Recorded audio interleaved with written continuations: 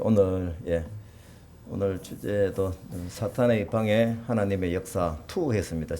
한 몇 개월 전에 사도행전 몇 장이지 뭐 13장인가? 그 부분 할 때 패턴이 똑같아서 제가 오늘 주제를 똑같이 정했습니다. 제가 말씀을 읽도록 하겠습니다. 먼저 16장 16절에서 28절 말씀. 바울과 실라가 같이다입니다. 우리가 기도하는 곳에 가다가 점치는 귀신 들린 여종 하나를 만나니 소리질러 이 사람들은 지극히 높은 하나님의 종으로서 구원의 길을 너희에게 전하는 자라. 바울이 그 귀신에게 이르되 예수 그리스도의 이름으로 내가 내게 명하노니 그에게서 나오라 하니 귀신이 즉시 나오니라. 아멘. 네, 아멘. 지금 자꾸 옛말이 되고 생각을 해보면 할수록 초점이 잡혀지는 방향이 좀 있습니다. 결국 영적인 환경이 피폐해져 가는 이때에 역시 전쟁이구나.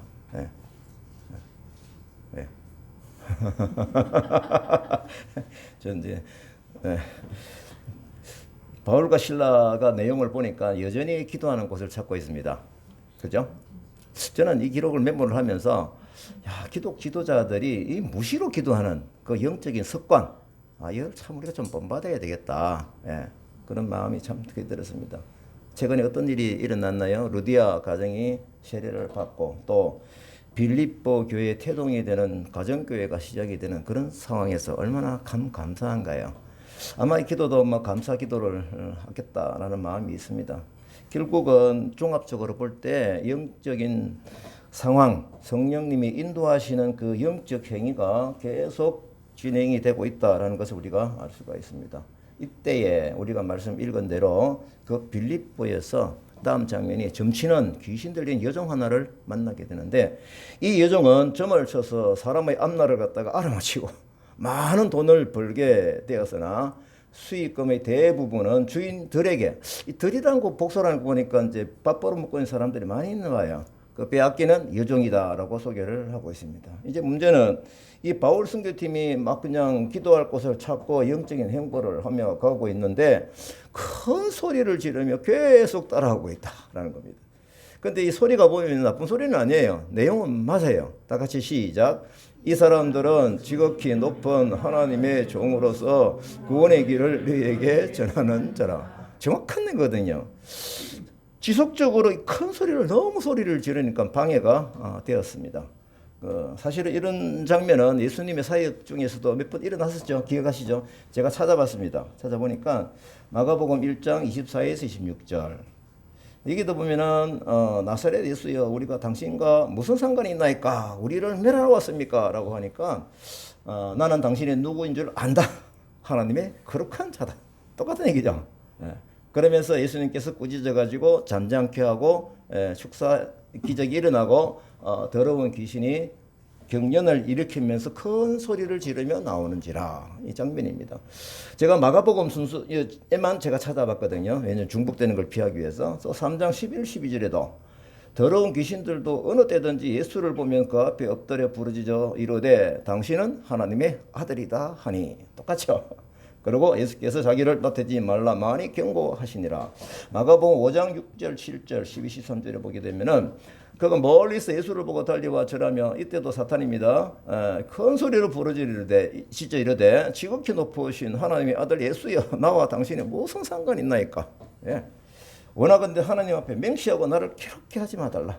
그러니까 돼지떼가 있으니 저리로 들어가게 해달라.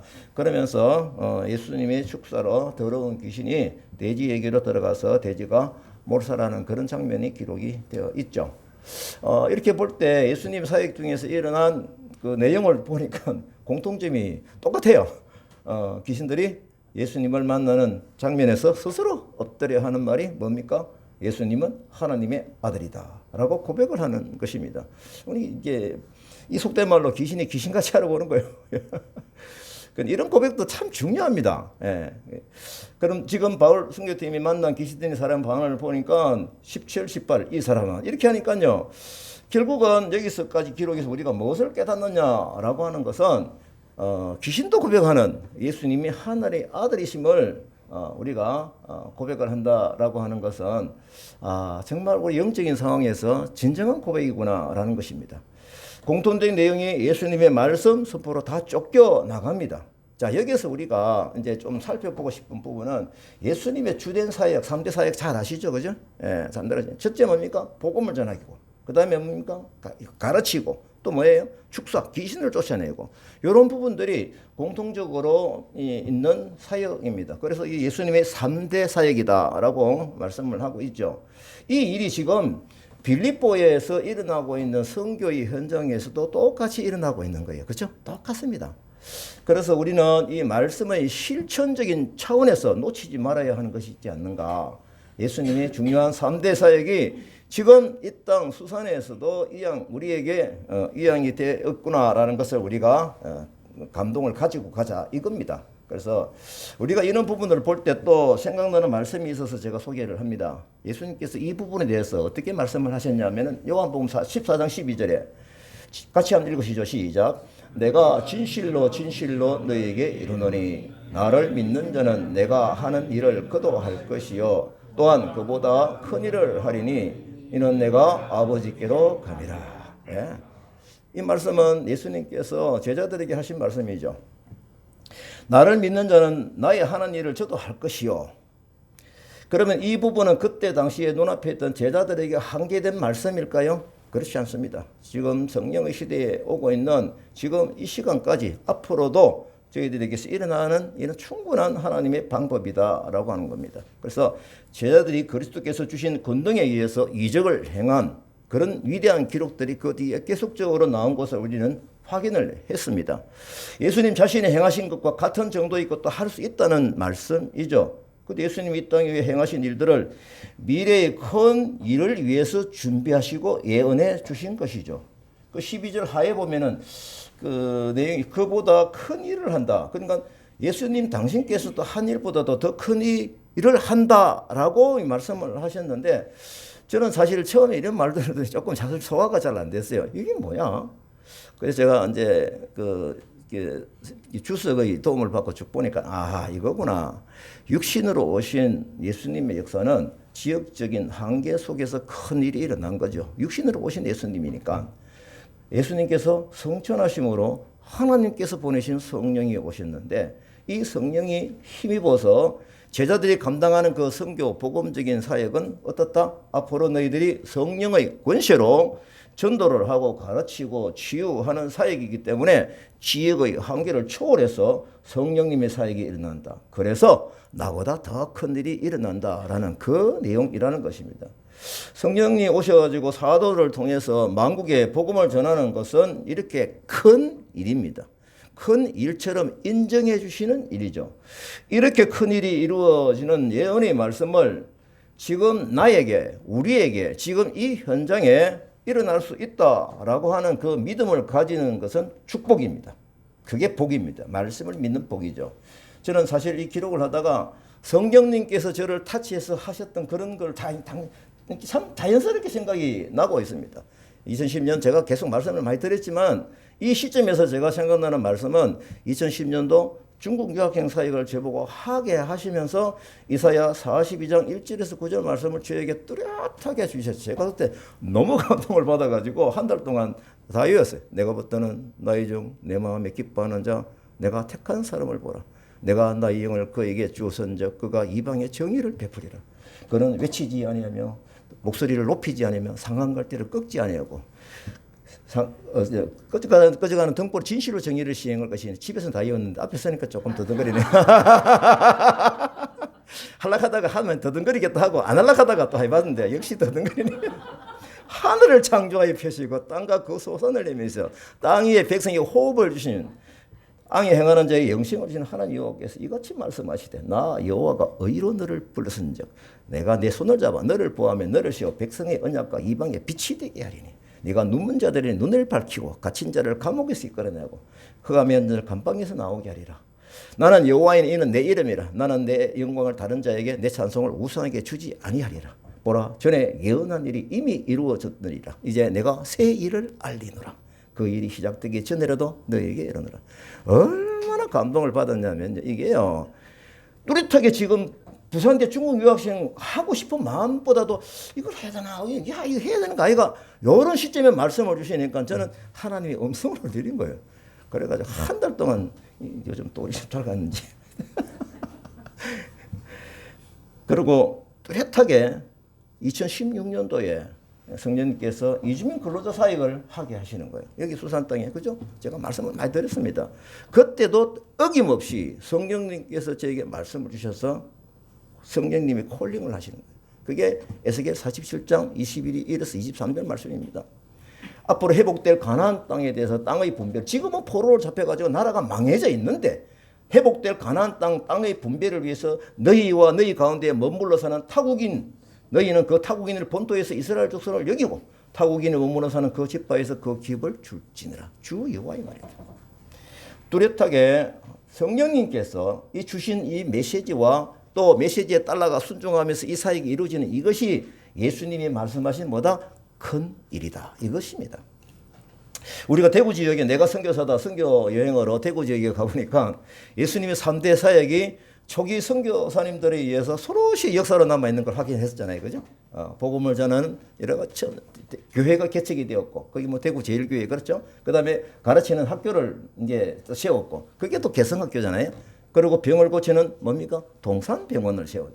지금까지 이것이 이어지고 있다라는 것을 우리는 확인을 하였습니다. 지금 우리가 감당하고 있는 사역을 예수님의 3대 사역 시각으로 보면 이 가는 길이 맞나? 예수님 뜻하시는 길이 맞나? 예수님이 바라보시는 그 큰 일에 대한 우리가 지금 담당하고 있는가? 라는 것을 깨달을 수가 있겠죠. 그러면은 성령님이시는 그 열정으로 더욱더 이 일에 집중할 수 있는 그 마음과 기도가 생기겠죠. 우리가 다카 이주민 센터를 세우면서 뭡니까? 학교 사역으로 가르치고 있잖아요. 그리고 다카 교회를 뭡니까? 복음을 전하고 있지 않습니까? 그래서 남아있는 사역이 뭘까요? 사탄 권세가 울글거리는 그 어떤 그 자기 나라에서 가져왔던 그 우상 문화, 그런 부분도 축사와 함께 이 역사가 일어난다는 것을 기대하는 거 잘못입니까? 저는 충분히 기대합니다. 그래서 적극적으로 이 얘기해 놓으면은 기도하게 됩니다. 하나님께서, 예수님께서 저희들에게 맡겨주신 바로 그 큰 일이기 때문입니다. 예수님께서 직접 선포하신 대로 우리가 예수 이름으로 귀신을 쫓아내면 하나님께서 우리에게 이 길을 열어주셔서 사탄이 쫓겨가는 그런 역사를 우리 마음으로, 기도로, 눈으로 보게 될 것입니다. 이것을 우리가 확신하고 가는 그 믿음이 참 중요합니다. 귀신 들린 여정의 이 외침은 바울과 실라의 사역이 하나님의 종으로서 구원의 길을 전하는 사역임을 명쾌하게 밝혀주고 있기도 합니다. 이는 오늘날 복음의 사명을 감당하고 있는 우리들에게도 적용되는 메시지구나라는 것을 깨닫습니다. 이 믿음을 가지고 우리가 예배 때마다 영혼 구원을 위해서 축사하는 기도에 집중을 하는 것이죠. 이 기도는 쌓입니다. 우리가 축사 기도가 해서 눈에서 단방 이게 탁 쫓겨나가는 그런 역사도 있겠지만은 이 기도가 쌓여가지고 그들과의 관계 속에서 복음이 스며시 언젠가 모르게 들어가게 되는 그런 역사가 일어날 것입니다. 이사야 43장 10에서 13절 말씀을 보게 되면은 이 사역에도 하나님의 집중이 여기에 들어 있어요. 나 여호와가 말한다. 너희는 나의 정인 나의 종으로 택함을 입었나니 이는 너희가 나를 알고 믿으며 내가 그인 줄을 깨닫게 하려 함이라. 나의 전에 지음을 받은 신이 없느니라. 나의 후에도 없으리라. 나는 여호와라. 나 외에 구원자가 없느니라. 내가 알려주었으며 구원하였으며 보였고 너희 중에 다른 신이 없었나니 그러므로 너희는 나의 정인이요 나는 하나님이라. 여호와의 말씀이니라. 과연 태초로부터 나는 그인이 내 손에서 건질 자가 없도다. 따라합니다. 마지막은 시작. 내가 행하리니 누가 막으리요. 와, 얘는 말씀하면 뭐 신이 나요, 그냥. 이게 이제 우리가 실천적인 자리가 없으면 부담이 쌓이겠죠. 근데 우리가 조금이라도 막 실천하는 자리에 있으니까 막 신이 나는 거예요. 아멘? 아멘. 제가 이제 이런 기회 하면서 여기 좀 내겠는데 최근에 일어난 일, 제가 간정 비슷하게 일어난 일을 제가 보고긴 말씀을 드릴게요. 리아드 잘 아시죠? A라는 회사 옮기고 싶어가지고 다니던 공장을 나왔죠. 그래가지고 B라는 공장에 들어가려고 하는데 그게 사정이 생겨가지고 어디 법적인 문제가 지금 못 들어가게 됐잖아요. 그래서 다르게 찾아낸 방법이 자꾸 찾아가지고 제가 아는 장로님 광명으로 이제 B 회사에 면접을 보고 오케이 했어요. 했는데 집 구하는 문제를 부담을 안더라고요. 비싸니까. 그래서 다른 데 쑥 찾더니 또 양산에 가겠다라고 하는 거예요. 그래서 이제 뭡니까? 강명에는 하산도 그때 같이 가. 하산이 이제 오늘 옵니다. 이제 그 내일 면접을 해가지고 아내도 취직하고 그다음에 하산도 거기 취직되는 거예요. 그런 일이 좀 벌어졌어요. 그런데 제가 이제 이 과정이 일어날 때 그 양산에서도 자꾸 트러블이 생기는 거예요. 이게 뭐냐면은 갑자기 그냥 뭡니까? 불법 처리에서 점검을 받아가지고 거기서 발각이 돼가지고 회사가 페널티를 받은 거예요. 그래가지고 다 가게 돼 있는데 이 일을 못 받겠다라고 딱 돼버린 거예요. 그러다가 또 지나다가 보니까 상황이 또 불려가지고 또 갈 수 있게 된 거예요. 또 갈 수 있게 됐는데 보니까 나중에 또 법적인 상황이 또 문제가 돼버렸어요. 뭐냐면은 회사에서 자발적으로 나온 건 안 된다는 거예요. 이게 회사에서 그 사정에 의해서 나온 경우는 되는데 이 셰프는 그렇더라고요. 그 이번도 하나 배웠죠. 그래서 그게 또 안 되는 거예요, 양산에. 이게 계속 결정이 되는 제가 며칠 전에 친구 이종건 목사라는 친구가 있습니다. 이 축사 사역을 열심히 하고 진짜 기적이 많이 일어나는 친구거든요. 와가지고 이제 교육도 받고 그랬는데 이 친구 제가 부탁을 한 거예요. 그 리아드 이 부분 이제 항상 기도를 좀 해달라고 부탁을 했는데 하산은 얘기를 안 하는데 이 리아드 기도를 하니까 뭔가 얘가 되게 어렵게 될 것 같다라고 얘기를 하더라고요. 그래서 사실 걱정은 됐지만은 이게 뭐 그래도 가는 길인데 어디 하겠습니까? 그러다 보니 지금 이제 막 상황이 이렇게 일어나니까 이 친구가 얘기한 거 기억이 나는 거예요. 그래서 이걸 어떻게 하지 하고 굉장히 이제 뭐 하다가 충청도에 F2R 비자 방법을 찾아가지고 거기에 또 이제 면접을 보러 가서 결국 얘기를 다 하고 이제 합격이 되는 방향을 다 잡고 이제 하는데 며칠간 다카에 오게 된 거예요. 뭐 하면서 제가 데려다 주고 데려오고 이런 과정은 너무 많이 있었습니다. 해결되는 일들이 참 많이 있었어요. 예. 그 위에 백조가 참 은근하게 있지만 빗대는 반 쇠가 빠지게. 근데 제가 이제 드리는 말씀은 이거예요. 리아드가 굉장히 어려운 과정을 이렇게 당하고 이렇게 당하고 이렇게 당하고 그러잖아요. 근데 이제 자기가 내한테 하는 말이 뭐냐? 왜 나에게 이렇게 나쁜 일이 계속 일어나는가? 굉장히 억울해하는 거예요. 왜냐면 이전에 그런 친구들 그렇지 않은 적이 있었거든요. 근데 우리나라 이 법은 이주민의 법은 계속적으로 바뀌면서 조금 더 좀 디테일하게 들어가고 있거든요. 저는 이 얘기를 딱 들었을 때 이 어려움을 돌파하기에는 기도를 가르쳐야 되겠다 생각이 딱 들어간 거예요. 이게 기회잖아요. 그런데 제가 기도를 하자고 그러면 지는 알라한테 기도하니까 응답받으면 저는 알라 기도 응답받아서 갈 거 아닙니까? 이걸 또 어떻게 해야 되죠? 그래서 제가 이제 좀 강력하게 주장을 할 수밖에 없죠. 그래서 반듯하게 메시지를 주자라고 생각을 하고 충청도에 면접을 보러 갈 때 6시 55분 열차를 타기 위해서 6시 20분에 만나가지고 새벽입니다. 태워가지고 일찍 나갔어요. 일찍 나가서 그 전에 그다 전날 저녁에 제가 하나님께 기도하면서 할 때 예수 이름으로 기도하는 것을 가르쳐야 되겠구나. 그래서 요한복음에서 다 찾았습니다. 예수 이름으로 기도하는 거, 내 이름으로 기도하는 거 있잖아요. 다 찾아가지고 그걸 또 영어로도 만들고 저 방글라데시도 제가 성경이 있거든요. 그걸 다 만들어가지고 제가 딱 가지고 갔죠. 작정하고 아침에 제가 플랫폼까지 같이 가면서 이 얘기를 한 거예요. 이거 지금 하나를 보고 내가 내 아이를 줄 테니까 가면서 계속 읽어보고 네 마음의 감동대로 혹시 이번에는 예수님 이름으로 한번 그런 마음대로 해봐라 라고 이렇게 방향을 잡는 거예요. 그래서 제가 이제 가면서 벵고로로 된 이게 사복음서 또 있거든요. 제가 준비된 게 그것도 주면서 인킹까지 다 해가지고 제가 줬죠. 그 이제 그러고 나서 이제 뭐 취직이 되었습니다. 제가 이것 때문에 취직이 되었 이 말씀 드리려고 한 것이 아니에요. 기회가 왔을 때 악한 영에 사로잡혀 있는 그들에게 치유를 선포하고 기도하고 그 방법도 가르치고 하나님의 기적이 일어나는 것을 실시간으로 기대하면서 기도하는 이 자세가 우리에게 참 중요하구나라는 것입니다. 기회가 왔을 때. 그래서 우리는 예수님이 맡겨주신 3대 사역 이걸 약진해 보자라는 마음이 있는 겁니다. 11일 아침에 제가 성령님께 기도하니까 이걸 지혜를 주신 거예요. 그래서 시작 과정 중에 있습니다. 그리고 이제 면접받아 합격이 됐다 오니까 이제 거기 갈 때까지 2, 3일 동안 여기 닦아 있게 되거든요. 이 또 좋은 기회 아닙니까? 그래서 제가 목요일 날은 제가 약속을 하고 만나서 한 2시간 동안 착춤하고 오비코에서 제가 그때는 이제 헤어지니까 노골적인 내용을 가져. 이 강도가 높은 거. 꾸란의 허점, 마음메터의 인간적인 한계, 잘못한 거 이런 부분들을 제가 가지고 있는 정보를 가지고 사사시 얘기를 다 했습니다. 깊숙하게 얘기를 하고 요한복음을 가르쳐 주었죠. 읽으라고.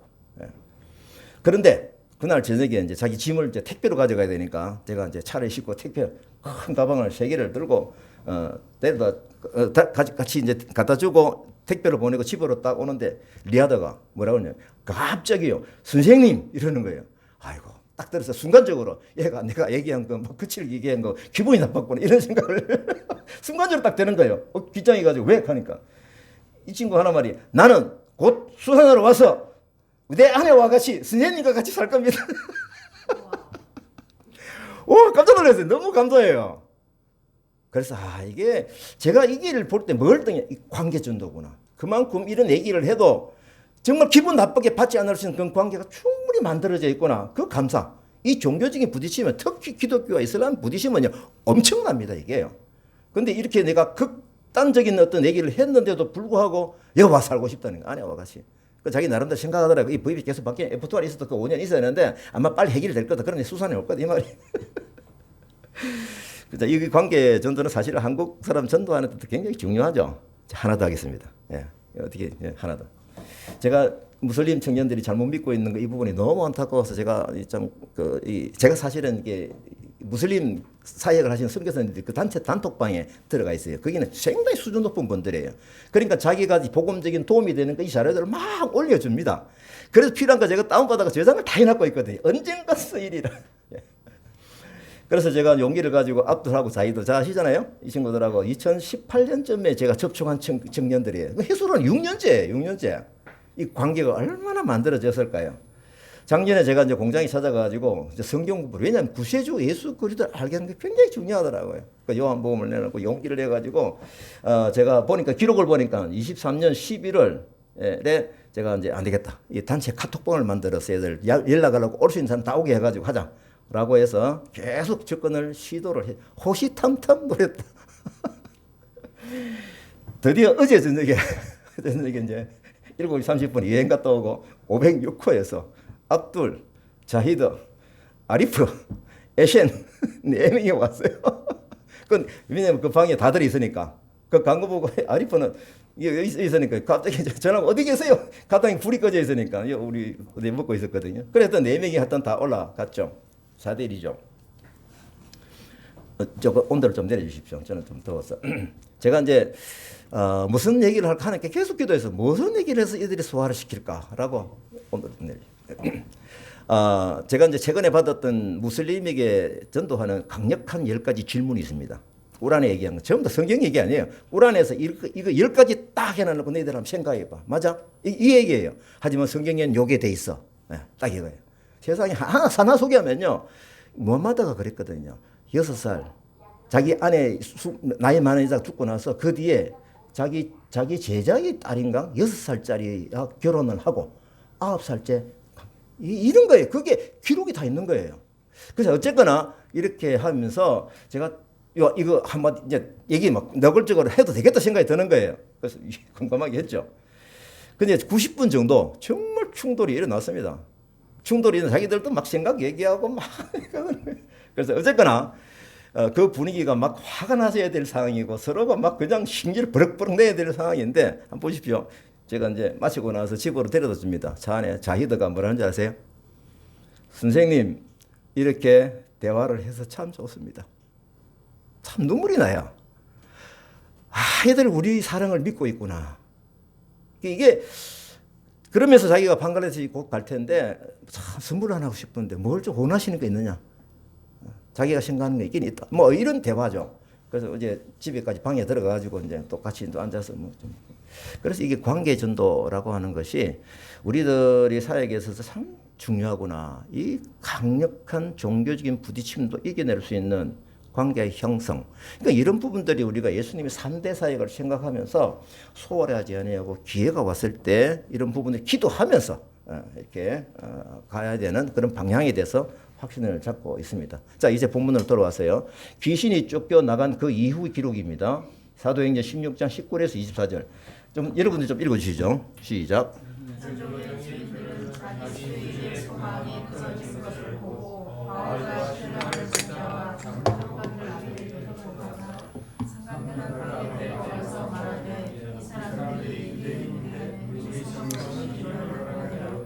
로마 사람인 우리가 받지도 못하고 행하지도 못할 풍속을 전한다 하거늘 무리가 일제히 일어나 고발하니 상관들이 옷을 찢어 벗기고 매로칠하며 많이 친 후 옥에 가두고 간수에게 명하여 든든히 지키라 하니 그가 이러한 명령을 받아 그들을 깊은 옥에 가두고 그 발에 착고에 든든히 채웠더니 묶고 또 묶었어요. 그죠?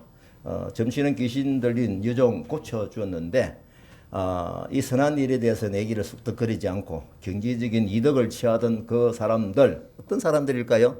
약한 자를 치유하기보다는 그 약함을 이용해서 이윤을 챙기려고 하는 불의한 사람들이 틀림없죠.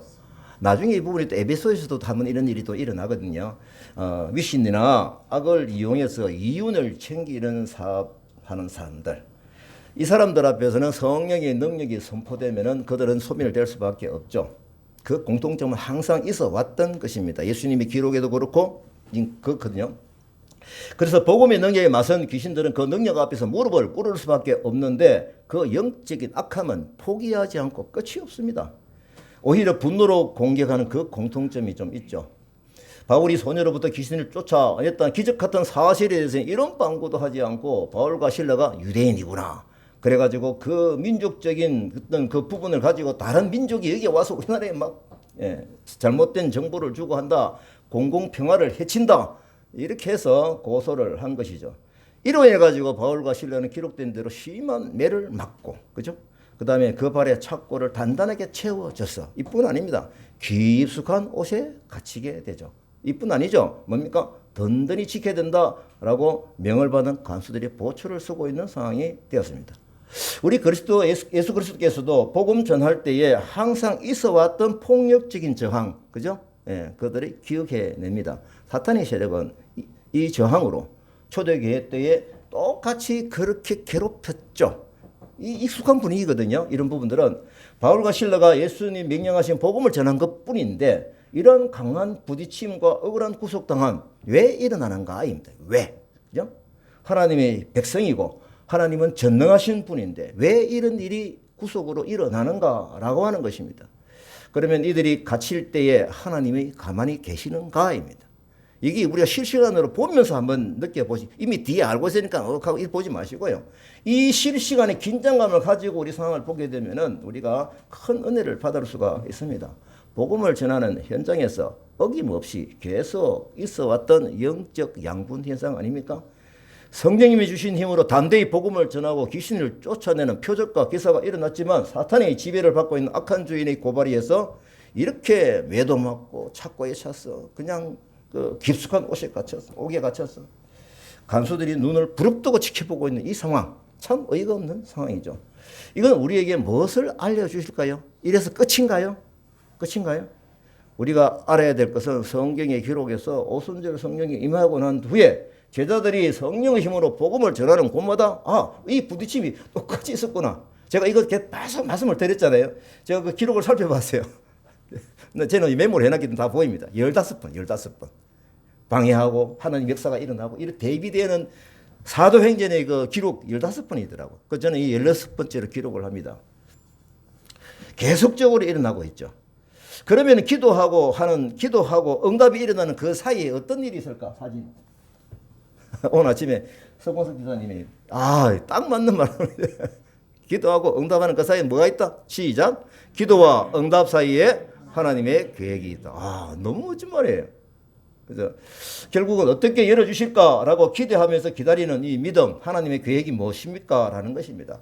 자, 16장 25에서 34절 제가 굵은 것이 2줄 읽겠습니다. 제가 읽지는 않고 상황이 너무 쉬우니까 제가 설명으로 드리겠습니다. 자, 역시 지금까지 보여주셨던 똑같은 하나님의 방법이 기적을 일으키면서 표적으로 일어나고 있습니다. 심한 매를 맞고 깊숙한 감옥에서 착고에 갇힌 채로 절망적인 상황에서 한밤중이 될 때 바울과 실라는 자지 않고 뭐 했습니까?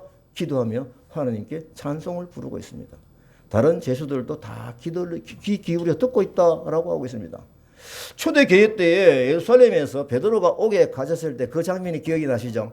제가 생각해 보니까 베드로는 그때였습니까? 쿨쿨 잠을 잤어요. 그죠? 잠을 잤어요. 지금 바울과 실라는 찬송하고 기도하고 그러는 거예요. 자, 그럼 누가 믿음이 더 좋을까요? 그건 스스로 한번 생각해봐. 누가 믿음이 더 좋지? 저는 이 모양 저 모양 너무 감사한 건 정말 믿음이 대단한 사람들 어떻게 베드로 정말 잠을 잘 수가 있냐. 또 믿음이 기대를 가지고 기도하면서 뭡니까? 찬송하면서 이렇게 하는 사람은 자는 사람 보고 막 꾸지람하고 불쿨 자는 사람은 하나님 다 알아서 해주실 건데 이렇게 또 싸우면 안 되고 다 똑같이 하나님의 방법이 흘러가고 있는 거예요. 난 두 방법 다 탐구하고 싶어요. 예. 잠이 와서 잠자면 좋겠어요. 자, 기록대로 보니까 간수가 보니까 어떠세요? 그 밤에 이상한 기적이 일어났죠. 큰 지진이 일어나고 감옥이 지반부터 흔들려가지고 모든 감옥문이 다 열리고 이 세사들도 자꾸 다 풀린 거예요. 간수가 이제 잠에서 깨어 일어나 보니까 감옥문이 모두 열려 있을 때 도망친 줄 알고 칼을 뽑아 자살하려고 했죠. 그때 바울이 큰 소리로 뭡니까? 당신의 몸을 상하게 하지 마시오. 우리가 다 여기 있어. 간수는 이제 이 광경에서 딱 볼 때 영적인 그 군이 앞에서 부들부들 떨면서 그냥 엎드려져 버리죠. 이것은 뭡니까? 영적인 상황에서 바로 굴복을 하는 것이죠. 간수의 고백입니다. 선생님들, 제가 구원 받으려면 어떻게 해야 합니까? 이거죠. 그때 우리가 외워야 될 중요한 말씀, 주 예수를 믿으시오. 그러면 당신과 당신 집안이 구원을 받을 것입니다. 그렇게 해서 바울과 실라는 그 온 집안 사람들이 초청받아서 복음을 전하고 다 온 가족이 세례를 받는 그 역사가 이게 그 밤에 일어난 그 밤에. 그러면서 간수는 자기 집으로 데려가 음식을 대접하고 이렇게 쭉 기쁨이 가득했다라는 그 결론을 봤는데 이 상황을 정리해 보면서 우리는 어떤 말씀이 생각이 납니까? 창세기 3장 15절 말씀. 네, 배우십시오. 같이 읽습니다. 시작.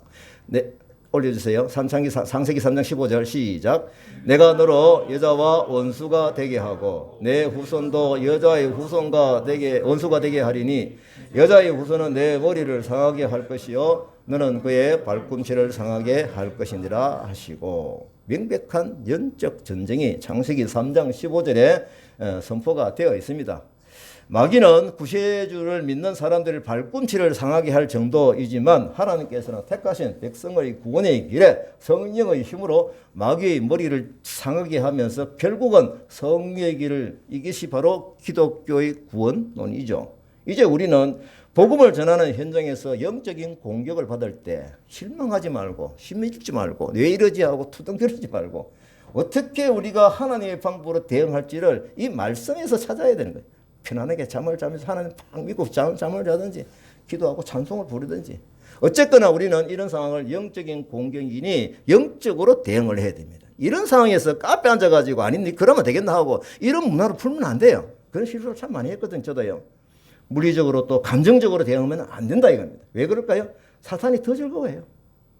우리는 다카 사역 현장에서 언제든지 영적 전쟁이 일어날 수 있다는 것을 인식하고 이렇게 믿음 생활 쿨쿨 진짜 편안하게 평강을 가지고 자든지 그죠? 기도하고 찬송하든지 이겁니다. 결국은 하나님께서 하나님의 방법으로 뭘 열어주십니까? 새하늘과 새 땅이 열리는 그 날을 기대하면서 하나님을 기대하는 성도가 된다면 우리들의 삶에서 새하늘과 새 땅이 열리는 마지막 종말의 시대까지 우리가 믿음을 이어나갈 수 있는 힘이 생기겠죠. 어떠한 어려움이 있다 하더라도입니다.